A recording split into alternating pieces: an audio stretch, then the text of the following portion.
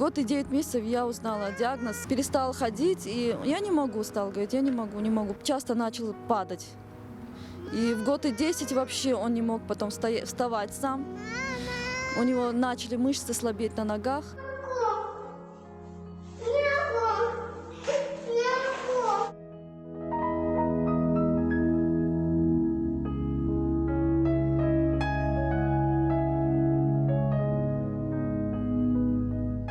Диагноз стоит, да, уточненный у генетика. Мы состоим на учете у реестров семьи СМА фонда.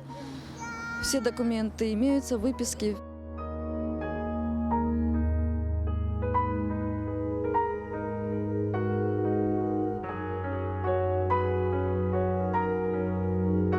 Мы судились, получается, с Минздравом. У нас был суд по поводу препарата Спинраза, который колется в спинномозговую жидкость.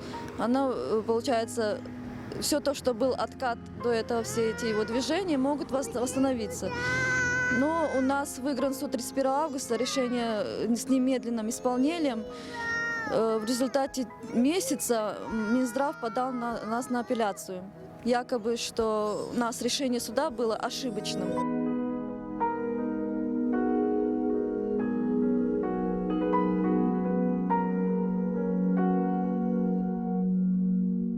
У меня родители погибли в автокатастрофе, когда мне было 6 лет в Таджикистане. Нас сюда привез дядя, он здесь женился, получается, и мы здесь жили с 8 лет. И дядя умер от сахарного диабета в 2009 году, но мы здесь с сестрой были, получается. Сестра тоже умерла в 2014 году от рака. У нее осталась дочка Сабина, сейчас она у меня под опекой, 16 лет ей.